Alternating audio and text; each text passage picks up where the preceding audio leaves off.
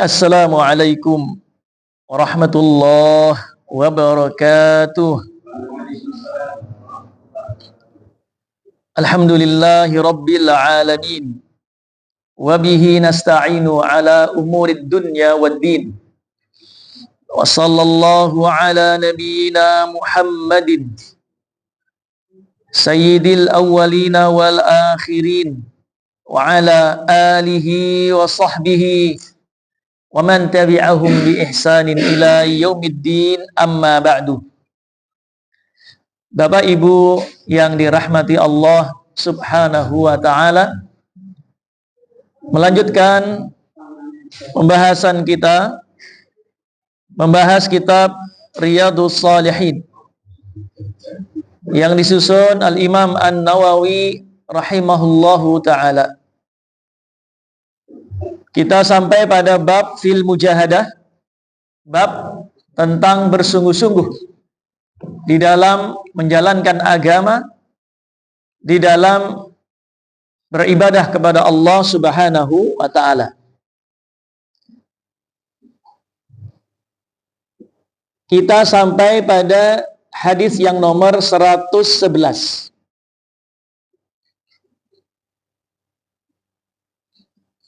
Kalau di terjemah mungkin 112.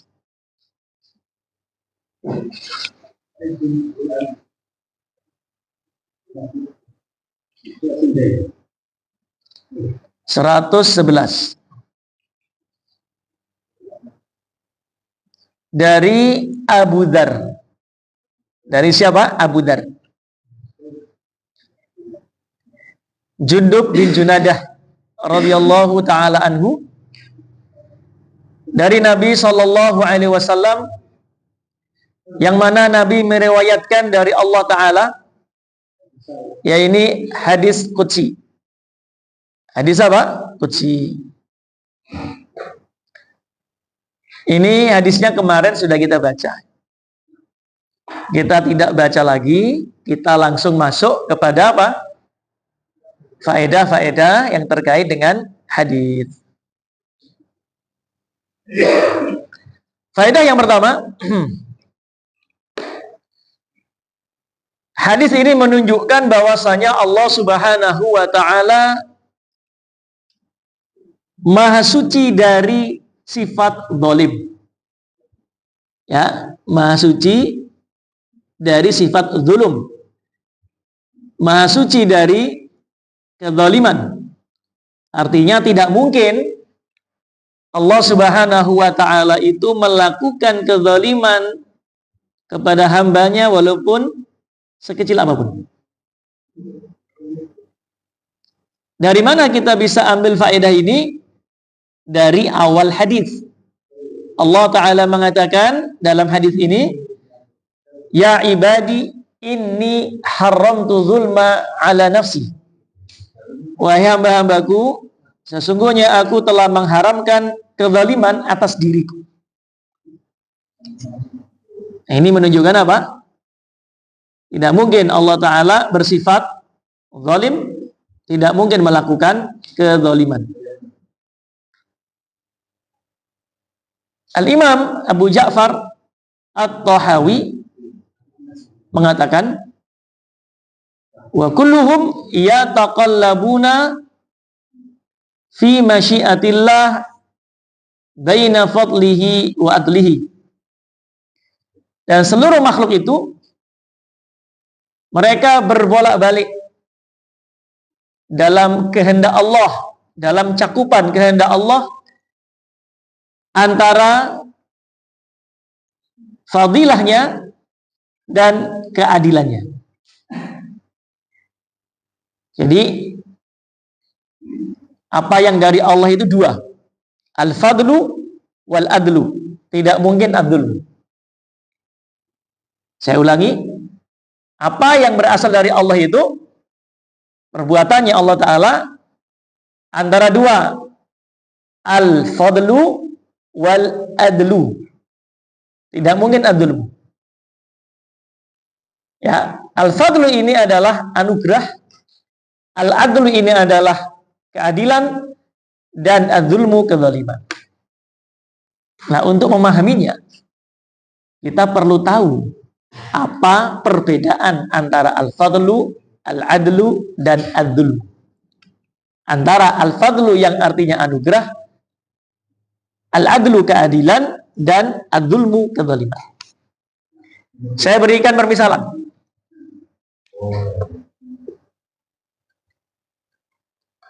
Pertama, al-fadlu. Permisalannya ada seseorang mau membeli buku di toko buku. Ternyata seorang itu uangnya cuma 1.000. Padahal buku yang akan dibeli harganya 1 juta misalnya. Bisa tidak buku yang harga 1 juta itu dibeli dengan uang 1.000? Jawabannya apa? Tidak bisa. Tetapi karena penjual buku itu merasa kasihan, maka buku yang harganya 1 juta itu diberikan. Kepada siapa? Pembeli yang uangnya cuma 1.000 rupiah. Ini namanya al-fadlu. Artinya apa? Pemberian tanpa imbalan. Artinya si pembeli ini tidak memberikan sesuatu sebagai ganti buku tadi. Cuma diberi. Itu al-fadlu. Para jamaah sekalian, mari kita lihat. Allah Ta'ala menciptakan kita minal adam, dari ketiadaan. Lalu melengkapi kita dengan jasad, dengan panca indera, dengan organ yang lengkap. Allah memberikan bumi ini sebagai tempat tinggal dan berbagai macam fasilitas yang ada di muka bumi ini. Itu apakah karena manusia pernah berjasa kepada Allah? Pernah berjasa enggak kepada Allah? Tidak pernah. Ya, Allah memberikan itu semua kepada manusia tanpa imbalan. Itu namanya al-fadlu. Ya. Lalu yang kedua, al-adlu. Permisalannya al-adlu itu seorang membeli buku di toko buku, buku harganya 1 juta, dia membawa uang 1 juta, lalu dia serahkan uang 1 juta kepada penjual, sebagai gantinya dia menerima buku yang harganya 1 juta. Itu adil. Ya. Si pembeli mendapatkan buku, sebagai ganti menyerahkan uang 1 juta sebagai harga. Itu namanya apa? Adil. Adapun zalim, ya zalim, maka zalim itu ya seperti orang yang menghukum seseorang tanpa kesalahan. Ya, tiba-tiba ada orang nih disangka maling, padahal tidak terbukti. Tapi karena sudah terlanjur dia marah karena motornya hilang, maka orang yang bukan pencuri tadi, bukan maling, dipukuli. Kenapa? Karena apa? Karena orang tersebut lewat bolak-balik di depan rumahnya, padahal dia tidak bersalah. Maka orang ini dihukum tanpa kesalahan. Itu namanya zalim. Nah, terkait dengan kezaliman ini tidak mungkin ada pada zat Allah. Tidak mungkin ada pada zat Allah. Tidak mungkin perbuatannya itu bersifat zalim. Bisa dimengerti ya? Bisa dimengerti ya? Baik. Sehingga para jamaah sekalian yang dirahmati Allah Ta'ala, maka berarti di sini apa yang berasal dari Allah, perbuatan Allah cuma 2, al-fadlu, al-adlu. Tidak mungkin ad-dulmu. Sehingga apa? Kalau ada orang masuk surga, itu karena al-fadlu atau al-adlu. Karena al-fadlu anugerah atau keadilan. Karena al-fadlu anugerah. Kenapa? Karena kalau ada orang masuk surga, amalnya itu tidak sebanding dengan nilai surga itu sendiri. Sudah mengerti ya? Makanya Nabi Shallallahu Alaihi Wasallam mengatakan, "Aufima ma'nahu la ahada minkum yadkhulul jannah bi amalih." Tidak ada seorang pun dari kalian yang masuk surga dengan sebab amalnya. Sebanyak apapun amal itu, sehebat apapun amal itu. Sahabat heran. Ternyata tidak ada orang masuk surga gara-gara amal, itu tidak ada. Karena heran mereka bertanya, "Wala anta ya Rasulullah, apakah kau juga nanti masuk surga itu bukan karena amalmu?" Sebab apa Nabi ini? Nabi terakhir. Ya, pemimpinnya para nabi dan rasul. Amalnya luar biasa. Apakah kau juga masuk surga bukan karena amalmu yang luar biasa itu? Apa kata Nabi? Wala ana. Demikian pula aku. Aku tidak masuk surga karena amalku. Illa an yataghammadani Allahu bi rahmatin minhu wa fadlih. Kecuali apabila Allah meliputi diriku dengan kasih sayangnya dan fadl, anugerahnya, baru aku masuk surga. Berarti apa? Nabi sendiri, bahkan seluruh nabi, ya, amalnya itu kalau digabung tidak bisa membeli surga sebenarnya. Karena surga terlalu apa? Mahal. Jadi masuk surganya kita semua, bahkan para nabi, itu karena pemberian Allah saja. Nah, ini dipahami ya? Baik. Yang kedua, kalau ada orang diazab di neraka, disiksa di neraka oleh Allah Subhanahu wa taala, atau diadab di dunia misalnya, itu apakah karena kezaliman atau keadilan? Keadilan. Jadi kalau ada orang diadab di dunia dan di akhirat dia disiksa, itu bukan karena Allah zalim, tapi karena apa? Adil. Tidak mungkin Allah mengadab seseorang tanpa kesalahan. Nah, ini penting sekali. Jadi makanya para jamaah sekalian, kalau kita menerima suatu perkara yang tidak kita sukai, jangan pernah menuduh Allah apa? Tidak adil. Tidak mungkin Allah itu melakukan satu perbuatan ya yang bersifat zalim. Tidak mungkin. Wa ma ana bidzallamin lil abid, dan aku tidak pernah menzalimi apa? Hamba-hambaku. Ya, kata Allah Subhanahu wa taala. Jelas ya? Nah, ini tentang sifat Allah dan perbuatan Allah. Ini faedah yang pertama. Faedah yang kedua. Hadis ini menunjukkan tentang haramnya perbuatan zulum, kezaliman. Sehingga tidak boleh seorang manusia itu melakukan kezaliman dalam bentuk apapun. Dan kezaliman itu dilihat dari jenisnya ada 3. Ada berapa? Ada 3. Yang pertama, a'dhamu dzulmi, kezaliman yang paling besar. Ya, kezaliman yang paling puncak, paling top. Apa itu kezaliman paling besar itu? Asyirku billah. Mempersekutukan Allah dengan yang lain. Kenapa? Karena makna zulmu itu kan wad'u syai' fi ghairi mawdi'ihi. Meletakkan sesuatu tidak pada apa? Tempatnya. Kenapa menyekutukan Allah itu dikatakan syirik, dikatakan zalim? Karena orang yang syirik itu menempatkan makhluk di tempatnya Allah. Makhluk yang tidak bisa apa-apa, yang tadinya tidak ada diadakan, yang lemah, ya, kok bisa ditempatkan di tempatnya Allah, Rabbul Alamin, Tuhan semesta apa? Alam. Sehingga disembah, kan tidak masuk akal. Ada orang nyembah pohon, keramat katanya. Nah, pohon itu saja tidak bisa mencegah dari apa? Orang yang menebang dirinya. Lemah pohon itu. Betul ya? Patung disembah, patung itu tidak bisa apa? Lari dari orang yang ingin menghancurkannya. Nah, kalau begitu kenapa dimintai. Padahal yang bisa mengabulkan doa cuman Allah. Nah, itu maksudnya.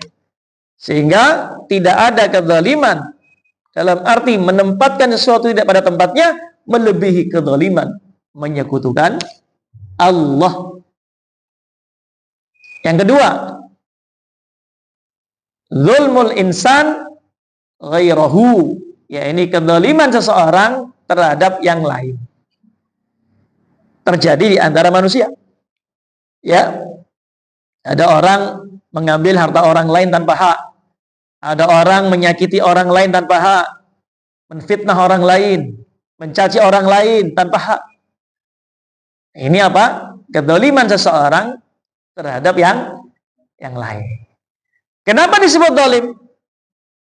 Sebab orang lain itu punya hak yang tidak boleh kita ambil, yang tidak boleh kita rusak. Khususnya muslim dengan muslim.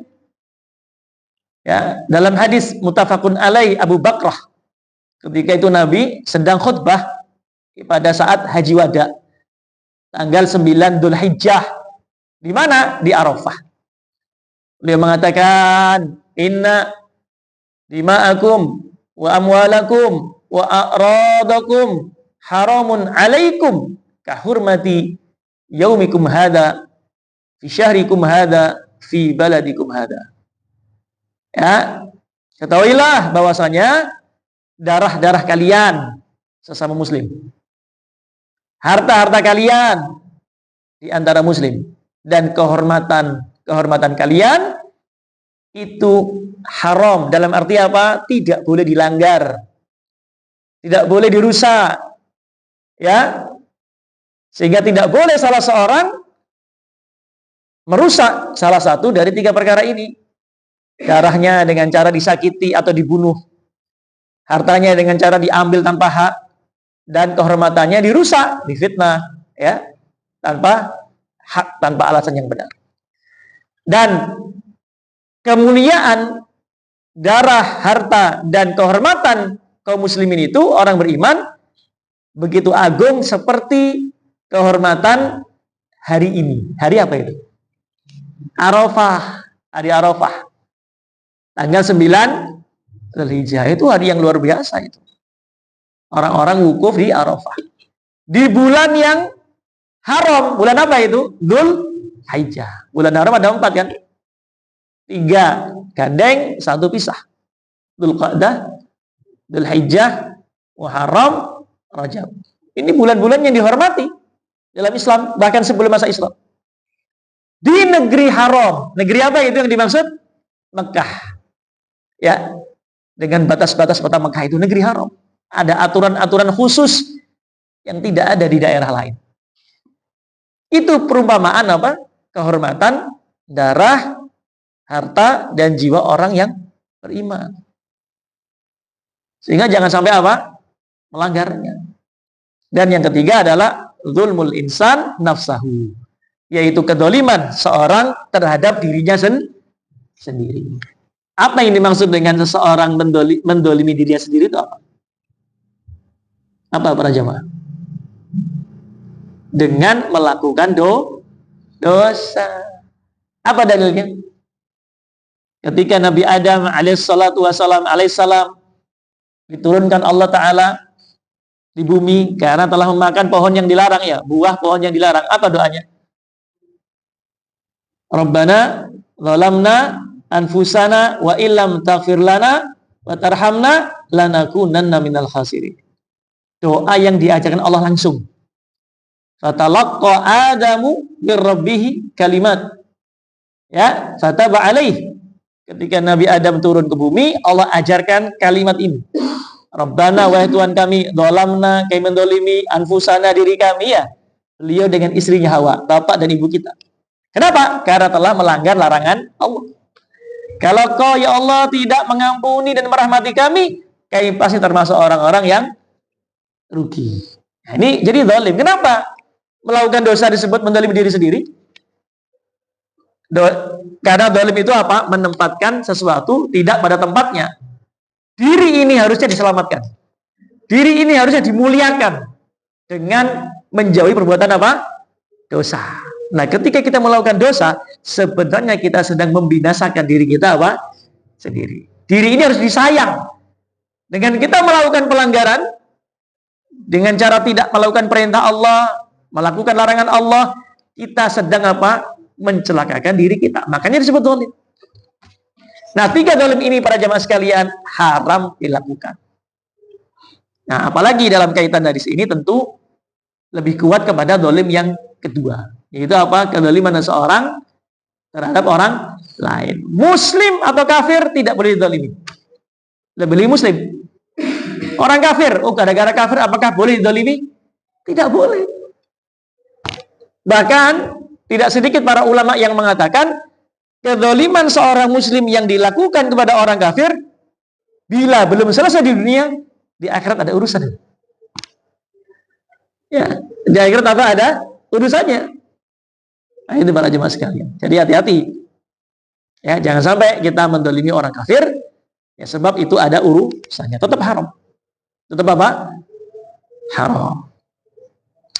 Baik para jemaah sekalian yang dirahmati Allah Subhanahu wa taala. Jadi hati-hati. Baik. Faedah yang nomor 3. Ini hadisnya panjang, makanya faedahnya ini banyak. Mungkin saja selesai 2-3 kali pertemuan. Ya, kita coba persingkat ya. Karena hadis termasuk apa? Hadis yang kata perawi hadis ini, kata Imam Ahmad bin Hanbal, beliau mengatakan, laisa li ahli Syam hadithun asyraf min hadal hadis. Tidak ada hadis yang lebih mulia isinya yang berasal dari penduduk Syam selain hadis ini. Luar biasa ya. Baik, yang berikutnya. Yang berikutnya. Faedah nomor 3. Hadis ini menunjukkan tentang sangat butuhnya hamba Allah itu kepada Allah Ta'ala dalam semua sisi, semua keadaan. Ya, jadi menunjukkan kebutuhan, rasa butuhnya atau sangat butuhnya hamba ini kepada Allah di semua keadaan, di semua tempat, di mana saja, kapan saja. Kenapa demikian? Karena hadis ini mengatakan, ya, Allah Ta'ala mengatakan ada 3 perkara. Yang pertama masalah hidayah, yang kedua masalah makan dan minum, dan yang ketiga apa? Masalah pakaian. Ini 3 kebutuhan manusia paling dasar, yaitu apa? Hidayah, petunjuk, makan, dan pakaian. Ya, apa dalam hadis disebutkan? Ya ibadi kullukum dhal. Wahai hamba-hambaku, kalian semua sesat. Illa man hadaituhu, kecuali yang aku beri apa? Petunjuk. Juga disebutkan, ya ibadi kullukum ja'i. Illa man at'amtuhu. Kalian semua lapar, kecuali yang aku beri apa? Makanan. Ya ibadi kullukum arin. Illa man kasautuhu. Wahai hamba-hambaku, kalian semua apa? Telanjang, tidak berpakaian, kecuali yang aku beri apa? Pakaian. Berarti apa? Kita ini aslinya tidak punya apa-apa. Aslinya kita ini sesat. Aslinya kita ini bodoh. Aslinya kita ini ya lapar, tidak memiliki apa-apa untuk makan dan untuk menutup badan kita. Itu semua berasal dari siapa? Allah. Ya, jadi itu semua hanya Allah yang memberikan. Menunjukkan apa? Sempurnanya ya kebutuhan manusia kepada Allah dalam semua apa? Sisi. Dalam semua apa? Sisi. Ini namanya perasaan fakir namanya. Ini kebutuhan. Dalam surat Al-Fatir. Ya, surat Fatir ayat 15. Allah Ta'ala mengatakan, ya ayuhan nas antumul fuqara ilallah wallahu huwal ghaniyul hamid. Wahai manusia, dipanggil semua termasuk kita. Wahai manusia, kalianlah yang fakir, butuh kepada siapa? Allah dalam semua keadaan. Dan dia Allah Subhanahu wa taala yang maha kaya, lagi maha apa? Terpuji. Artinya apa? Allah tidak butuh kita. Nah, ini para jemaah sekalian. Jadi merasa kita ini memang sangat butuh kepada Allah. Baik para jemaah sekalian, bahasan ini sebenarnya bahasan yang dalam sekali ya. tentang masalah al-faqr. Ya, orangnya disebut fakir. Ini termasuk puncak makrifat. Wah, pernah dengar masalah makrifat? Al-faqr ini merasa butuh kepada Allah ini termasuk makom. Makom itu kedudukan, level kehambaan seseorang yang paling tinggi di antara al-faqr. Banyak orang tidak paham. Maka kita akan bahas sedikit agak panjang. Ya, kita kan tidak mengejar tayang, tidak kejar tayang, yang penting kejar paham. Ini penting sekali para jamaah sekali. Jadi begini, al-faqr itu, kefakiran, kebutuhan itu, dan orang yang fakir itu, ya, asal lawannya al-ghina. Al-faqr lawannya apa? Al-ghina. Makanya di surat Fatir tadi itu kan lawankan antara fakir dan al-ghina. Dikatakan apa? Ya ayuhan nas, wahai manusia, antum al-fuqara ilallah. Kalian itu yang apa? Fakir, butuh kepada Allah. Sedang Allah apa? Al-ghani, maha kaya. Jadi antara fakir dengan kaya itu dipertentangkan. Nah, agar kita tahu paham apa itu fakir, kita harus tahu dulu apa itu ghina.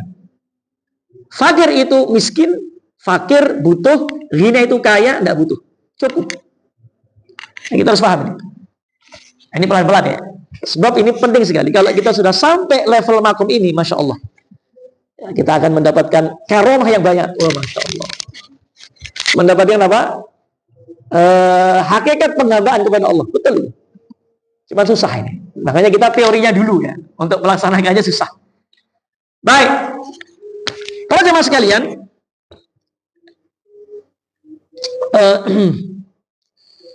orang yang fakir itu adalah man laisa indahu syai', yang tidak punya apa-apa. Itu namanya fakir. Makanya fakir itu di dalam masalah fikih, terutama dalam masalah zakat dan yang lain, itu kan lebih di bawah daripada miskin, betul ya? Ya, ada yang mengatakan orang miskin itu orang yang masih ada pekerjaan tapi tidak cukup, itu miskin. Ya, adapun orang yang fakir itu yang tidak punya pekerjaan, tidak punya apa-apa, ya, untuk dia bertahan hidup, itu fakir. Jadi lebih bawah daripada apa? Miskin. Ini sebagian pendapat. Nah, para jamaah sekalian, maka berarti orang fakir itu orang yang tidak punya apa-apa. Ketika orang tidak punya apa-apa, berarti kebutuhannya kepada sesuatu semakin apa? Besar. Contoh, ketika orang tidak punya makanan, dia fakir, maka rasa butuh dia kepada makanan pada saat lapar semakin kuat enggak? Semakin kuat. Jadi semakin dia itu dalam keadaan tidak punya apa-apa, maka dia semakin butuh kepada sesuatu itu. Dia tidak punya makanan. Berarti kebutuhan dia kepada makanan itu apa? Semakin besar. Ya. Ketika orang sakit, maka kebutuhan dia untuk sehat semakin apa? Dia kepingin sembuh. Ketika tidak bisa makan, dia kepingin apa? Makan. Makanya ada orang rela melakukan apapun demi mendapatkan apa? Makan. Kenapa? Dia sangat butuh karena tidak punya apa-apa, tidak punya makanan yang dimakan. Jadi fakir itu tidak punya apa-apa, sehingga perasaan butuh kepada yang bisa memenuhi ketiadaannya itu besar sekali. Lawannya ghina. Kalau ghina itu apa? Kaya. Cukup. Karena dia kaya cukup, dia tidak merasa butuh. Betul ya? Orang kaya itu kan tidak butuh ya. Betul ya? Ghina itu sudah banyak, cukup dia. Ya, semua ada, sehingga tidak butuh apa-apa. Sugi kok. Sehingga perasaan butuhnya, kenapa saya butuh? Semua ada. Ya, jadi saya ulangi, fakir itu tidak punya apa-apa, dan kebutuhan dia akan sesuatu yang bisa menutup kefakirannya itu semakin besar. Adapun ghina itu kaya, sehingga dia tidak merasa butuh kepada yang lain. Ini mudahnya saja. Nah, para jamaah sekalian, ya, para jamaah sekalian, kalau ada orang ini, dia tidak bisa beli beras, Ya, dia tidak punya pekerjaan, maka dia butuh kepada orang apa? Kaya. Untuk apa? Memberinya beras, betul ya? Sehingga hatinya tergantung dan tunduk kepada orang kaya tadi, betul ya? Ya, dia datang dengan menghibah, dengan merendahkan diri. Pak, siapa lagi yang saya datang kepadanya kalau tidak Bapak? Bapak orang baik, ya, orang yang berkecukupan, dermawan. Sehingga perasaan butuhnya kepada orang kaya ini besar. Kenapa? Agar dia bisa mendapatkan beras untuk makan. Semakin ya tidak punya apa-apa orang ini, maka kebutuhannya kepada orang kaya ini semakin apa? Besar. Nah, bayangkan kalau seandainya ya hamba yang butuh kepada Allah Subhanahu wa taala. Kenapa? Karena begini. Kebutuhan si orang fakir tadi kepada orang kaya itu kan terbatas. Hanya butuh dalam masalah apa? Beras, kan itu ya. Tapi butuhnya hamba kepada Allah dalam perkara apa? Semua, bahkan hidupnya. Maka perasaan butuh si fakir kepada si kaya ini dibandingkan perasaan butuhnya hamba kepada Allah, besar mana kira-kira? Besar perasaan butuhnya hamba kepada Allah kalau dia paham. Paham ya? Nah, harusnya begitu perasaan kita kepada Allah, merasa butuh kepada Allah. Kenapa? Karena kita tahu kita ini tidak punya apa-apa, sedang Allah yang maha kaya, semuanya berasal dari Allah. Jangan sampai kita merasa gak butuh Allah, ini keliru. Ya. Makanya disebutkan dalam Al-Aqidah Tahawiyah disebutkan wala ghina 'anillahi ta'ala tarfata ain. Tidak ada kecukupan atau merasa cukup atau tidak butuh kepada Allah walaupun sekejap mata. Wa man istaghna 'anillahi ta'ala tarfata ainin faqad kafar wa sara min al-hin. Siapa yang merasa tidak butuh kepada Allah walaupun hanya sekejap mata, dia telah kafir sebenarnya secara hakikat dan termasuk orang-orang yang celaka. Jadi kalau ada orang merasa gak butuh sama Allah, itu keliru dia. Kenapa? Karena wujud dia dari Allah, kesehatan dia dari Allah, rezeki dia nikmati dari Allah, sehingga harusnya dia merasa butuh kepada apa? Allah. Baik, bisa dimengerti ya ini ya. Jadi merasa butuh kepada Allah. Dan para jamaah sekalian, yang kedua, sifat kayanya Allah itu asli dari Allah sendiri. Sedangkan sifat fakirnya hamba itu asli dari diri sendiri. Maksudnya begini. Ini agak ribut sebenarnya. Pelan-pelan ya. Kalau ada manusia kaya nih. Kayanya itu asli dari dia atau pemberian? Pemberian, karena ketika dia lahir tidak bawa apa-apa. Ya. Wallahu, ya, Allah dia apa? Akhrajakum, mengeluarkan kalian min butuni ummahatikum la ta'lamuna syai'an. Ya, Allah yang mengeluarkan kalian dari perut ibu kalian tidak tahu apa, tidak bisa apa-apa. Sehingga manusia itu asalnya fakir, tidak bisa apa-apa, tidak punya apa-apa. Ya. Sehingga apa? Kalau dia kaya itu bukan sifat aslinya. Dia itu dulu miskin. Menjadi kaya karena dipinjami sama Allah dan akan kembali menjadi apa? Miskin. Kalau mati mau apa? Apa? Jadi kefakiran itu, kemiskinan, merasa butuh itu sifat aslinya hamba. Adapun Allah Maha Kaya itu sifat aslinya Allah selalu kaya, tidak pernah Allah miskin. Sebelumnya Allah sudah kaya, tidak butuh yang lain. Dan sampai akhir pun tidak pernah butuh yang lain. Bahkan ketika Allah memberikan semua anugerahnya kepada hamba-hambanya, tidak pernah berkurang. Nah, berarti para jemaah sekalian, kalau gitu, harusnya sebagai hamba, kita itu harus selalu merasa miskin. Miskin ilmu, miskin harta, miskin kekuatan, miskin apalagi jabatan. Ya, merasa tidak punya apa-apa. Karena aslinya kita begitu. Dan Allah itulah yang maha kaya, aslinya memang begitu.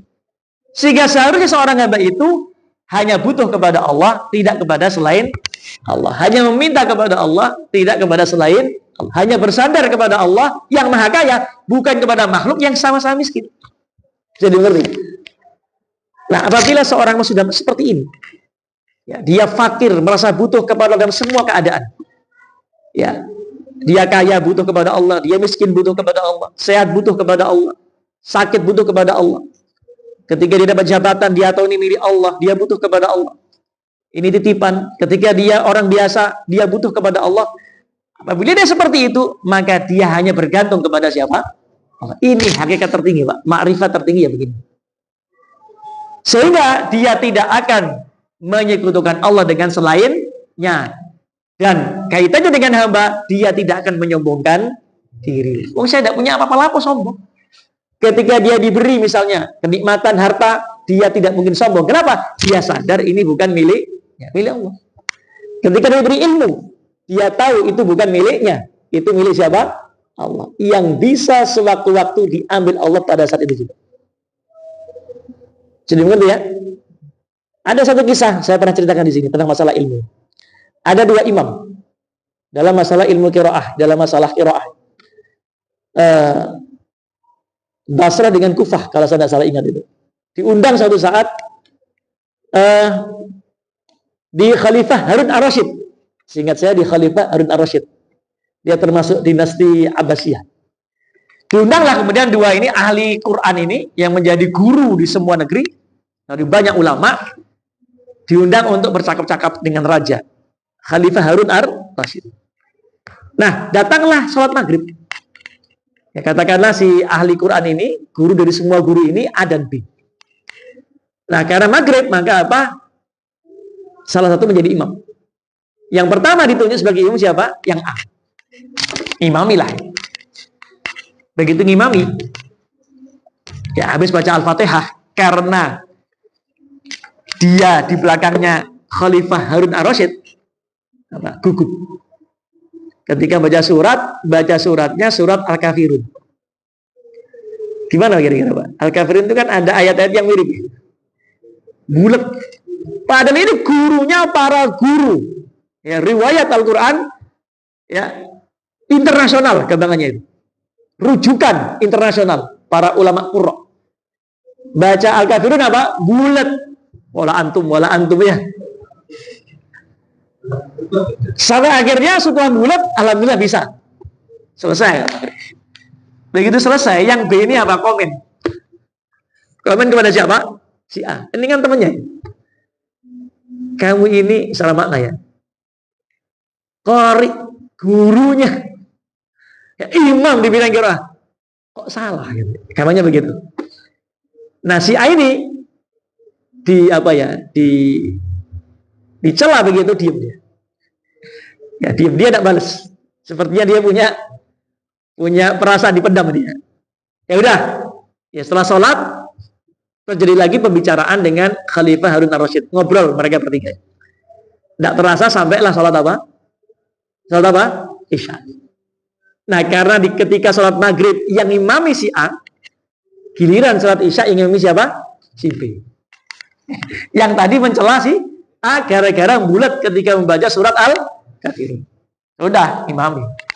Apa yang terjadi? Apa yang terjadi? Lebih parah daripada si A ini. Baca Al-Fatihah lupa. Ini kisah nyata ini. Ini kita para ulama. Bayangkan Al-Fatihah lupa. Padahal kita, anak kecil-kecil kita, TPA ini, hafal enggak? Di luar kepala. Bingung. Sampai akhirnya alhamdulillah dibetulkan, selesai sholat isya. Nah, setelah selesai, ya, si A balas sudah ini. Ya bilang, balas, saya gak lupa lafadznya itu ya. Apa sih? Intinya begini, makanya kalau basa di Surabaya, mangka nih duwi lambeku dijogo. Nah, ini seperti itulah kenapa maknanya. Jadi lisanmu itu bisa mencelakakan kamu gitu loh. Kamu ngenyek saya gara-gara bulat baca Al-Kafirun. Sekarang kamu bulat baca Alfa. Apa ini Pak ibrohnya, pelajarannya? Ilmu itu milik Allah Pak. Ini gurunya para qurra. Ya, ahli riwayat dalam Al-Quran. Ya, gak main-main ini. Ya, hafal Quran seperti baca Al-Fatihah, bahkan lebih daripada itu. Itu ternyata apa? Keliru Pak. Jadi kalau Allah ingin mengambil ilmu dari seseorang, kun fayakun, sudah hilang. Makanya jangan merasa sombong. Nah, para jemaah sekalian, pentingnya fakir ini, ketika fakir merasa butuh, merasa tahu bukan apa-apa, karena bukan apa-apa merasa butuh kepada Allah, maka kepada Allah hanya bersandar, tidak akan berpaling kepada yang lain, tidak akan menyekutukan Allah, tidak takut apapun kejadiannya selama bersandar kepada apa? Allah. Nah, kaitannya kita dengan makhluk tidak pernah menyombongkan diri. Podo gak duwe ini, podo miskine, podo fakire, podo bodoni. Tidak pernah akan menyombongkan apa? Diri. Jadi kalau kita masih ya merasa tidak butuh kepada Allah, ya bahkan butuh kepada selain Allah, datang ke dukun, ya, pohon keramat, dan kepada makhluk masih suka menyombongkan diri, itu berarti kita belum sampai derajat apa? Fakir tadi, merasa butuh. Jadi mengerti ya? Ini makom tertinggi, Pak, fakir. Ya, bisa dikatakan makom yang tertinggi. Tidak main-main ini. Nah, itu. Nah, di sini disebutkan, ya, sampai Allah mengatakan dalam diskusi ini, ya ibadi kullukum dol, ya ibadi kullukum ja'i, ya ibadi kullukum arin. Wahai hamba-hambaku, kalian semua apa? Bodoh. Kalian semua apa? Lapar. Kalian semua apa? Telanjang. Ini kebutuhan asasi manusia. Makan, minum, dan petunjuk. Makanya jangan merasa hebat. Jangan merasa hebat. Jadi kalau kita ngaji kok tambah lama tambah merasa sombong, berarti adanya salah di kita. Mungkin kita niatnya salah, atau mungkin ngajinya salah. Jadi kalau ngaji benar itu barokahnya apa? Semakin tawadu, semakin rendah hati. Dan para jamaah sekalian, kalau kita faham betul fakir itu, kita itu malu untuk sombong. Loh, sombong itu malu. Kenapa? Ibarat begini. Sampai jalan-jalan, ya, jalan kaki, tiba-tiba di tepi jalan ada mobil mewah, supercar. Contohnya apa? Apa yang paling hebat, paling mahal misalnya? Ferrari. Ferrari ya, yang paling mahal. Berapa miliar itu? Macam-macam, 10 miliar lebih itu, bisa lebih. Lalu kemudian, itu jelas punya orang lain. Kira-kira, ya, kita malu enggak ngaku-ngaku itu mobil kita? Ya, datang, dilus-lus, kemudian selfie. Oh, mobil saya. Malu enggak kira-kira kita? Malu. Kenapa? Karena kita tuh bukan punya kita. Nah, kita kalau sadar kita ini bukan apa-apa, malu untuk ngaku-ngaku punya apa? Kaya raya. Malu, Pak. Ini bukan harta saya, milik Allah. Dalam ini disebutkan kan? Yaqulu ibnu Adam, manusia mengatakan mali, mali, hartaku, hartaku. Padahal apa? Hartanya sejati itu apa?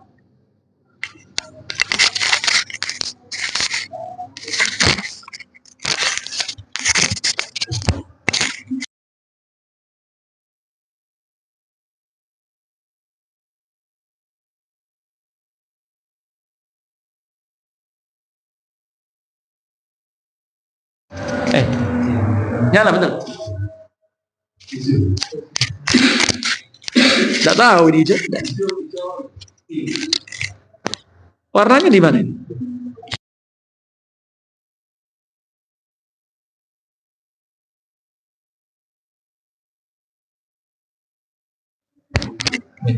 Dari tadi.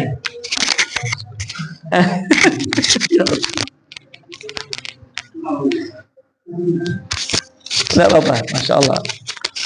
Baik. Maka para jamaah sekalian, kita akan malu ngaku-ngakunya. Nabi mengatakan, manusia berkata, hartaku, hartaku, padahal hartamu sebenarnya apa? Apa yang ma'akal tahu, ya, apa yang kau makan, fafnait, lalu kau habiskan. Wa ma labis tahu, ya, fablait, yang kau pakai dan kau lakukan, rusak. Wa ma tasaddaqta fabqait, dan yang kau sedekahkan dan itu yang apa? Kekal. Orang punya ilmu, malu ngaku. Kenapa? Ilmu ini bukan dari saya. Allah yang ngajari saya. Bukan milik saya. Kalau Allah kehendaki bodoh dalam satu saat, bisa. Nah, sehingga bila kita kenal betul tentang sifat ini, merasa tidak punya apa-apa, kita akan malu untuk menyombongkan apa? Diri, itu pasti. Nah, ini penting sekali. Nah, ini yang dimaksud dengan apa? Sifat fakr kepada Allah Subhanahu wa taala, termasuk makom yang paling tinggi dalam ma'rifat kepada Allah. Baik, para jemaah sekalian, ini dulu 3 faedah yang bisa kita bahas. Insyaallah faedah yang lain kita lanjutkan pada pertemuan yang akan datang. Ada pertanyaan, silakan. Monggo, silakan.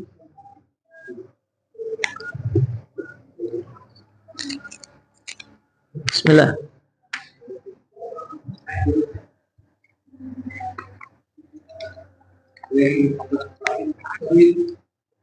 Silakan Pak, monggo. Nggih.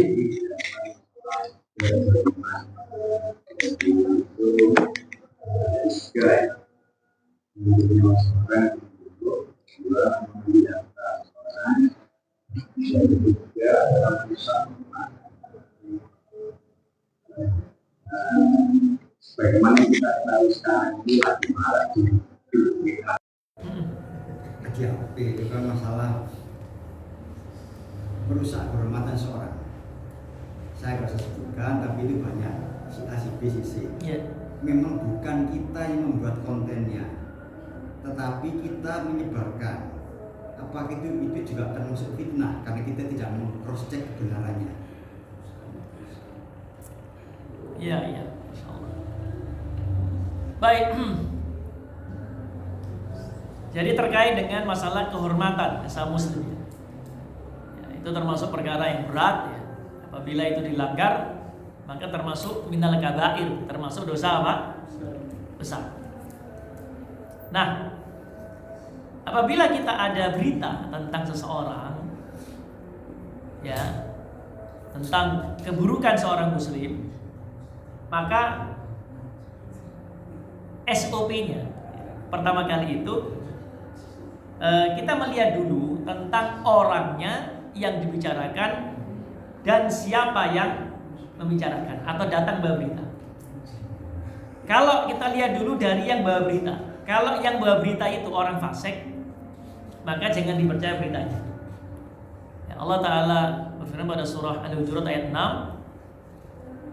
Ya ayyuhalladzina amanu in ja'akum fasiqun binaba'in fatabayyan. Wahai orang beriman, apabila datang orang fasik kepada kamu membawa berita, maka cari kepastian beritanya. Artinya jangan dipercaya dulu sampai kita tahu bukti-buktinya. Ini. Jadi terkait dengan yang membawa berita. Tapi kalau yang berita ini bukan orang fasik, tapi dia orang yang termasuk orang yang adil di dalam agamanya, ya dia kewajiban dilakukan, menjauhi dosa-dosa besar, ya, dan dia ada bukti, maka bisa diterima berita itu. Ya, jadi kita lihat dulu yang bawa berita ini siapa. Nah, adapun yang kedua terkait dengan orang yang dibicarakan, dilihat dulu orang ini orang fasik, dikenal fasik atau dikenal orang yang beriman dan bertakwa. Apabila dia dikenal orang-orang baik-baik, maka hati-hati, jangan kalian percaya. Tapi kalau dia dikenal orang yang fasik, yang nampak kefasikannya, atau dia dikenal sebagai orang yang mendusta, maka membicarakan dia ini bisa jadi termasuk perkara yang memang tidak dianggap ghibah yang berdosa. Karena ghibah itu kan dikecualikan paling tidak dalam 6 perkara. Yaitu apa? Membicarakan keburukan orang yang terang-terangan melakukan keburukan dan dikenal dengan keburukan. Di dalam hadis muttafaqun alaih dari sahabat Abu Hurairah, itu kan disebutkan kullu ummati mu'afan ilal mujahirin. Semua umatku itu selamat kecuali yang menampakkan dosanya, yang terang-terangan melakukan dosa. Wa inna minal mujaharah, dan sesungguhnya termasuk sifat mujaharah, menampakkan dosa itu adalah seorang yang melakukan keburukan di malam hari, tidak ada yang tahu. Terus di pagi hari apa? Dia menyampaikan keburukannya. Tadi saya melakukan begini, melakukan dosa, sehingga diketahui banyak orang. atau orang yang terang-terangan melakukan kefasikan dan tidak malu. Makanya di antara ngerasani yang tidak berdosa itu membicarakan keburukan orang yang terang-terangan melakukan dosa. Itu tidak ada dosanya. Dia terang-terangan, dia sendiri menampakkan keburukannya. Maka dilihat dulu masalah ini dari dua sisi. Pertama yang menyampaikan berita, yang kedua yang dibicarakan. Kan begitu ya. Tetapi singkatnya apa? Kalau kita tidak pasti, maka yang paling baik apa? Menghindari supaya selamat. Kalau memang tidak pasti. Ada rincian ya, ada rincian. Dan dilihat dari yang menyampaikan berita dan dilihat dari siapa yang dibicarakan itu. Ya, ada rincian tadi. Tapi kalau kita tidak pasti, ya lebih baik apa? Dia, lebih baik dia. Ya, itu. Begitu Pak kira-kira Pak. Ya, sebab ada orang-orang fasik yang menambahkan keburukannya. Ya gimana lagi? Udah fasik jelas-jelasan terang-terang. Dibicarakan ya sudah hal umum gitu loh. Dia menampakkan itu gitu kan. Atau misalnya kadzab, ada para pendusta yang orang-orang yang terkenal pendusta. Ini tidak masalah dibicarakan. Kenapa? Karena dia pendusta. Bahkan dalam ilmu ajar wa ta'dil, ya, ini di dalam ilmu yang meneliti tentang kepribadian para perawi-perawi hadis. Ya, ajar itu artinya mencacat kepribadian perawi. At-ta'dil itu memuji kepribadian perawi. Itu biasa, misalnya ada orang nih dikenal pendusta, maka disampaikan si A ini muttaham bil kadzib. Dia ini tertuduh gampang berdusta atau terkenal dia berdusta. Maka orang seperti ini ya dibicarakan jadi tidak masalah. Gitu kan? Apalagi kalau punya bahaya dia itu terhadap umat Islam. Nah, yang jelas-jelas dilarang itu orang-orang yang dikenal kebaikan. Orang yang soleh, orang yang bertakwa. Lalu dia difitnah, maka ini perkara besar. Jadi semua itu ada apa? Ada tafsilnya, ada rincian. Ya, tapi kalau kita tidak yakin, ya mending selamat ya sudah tinggalkan saja. Begitu Pak. Baik, satu lagi mungkin kalau ada kita tutup.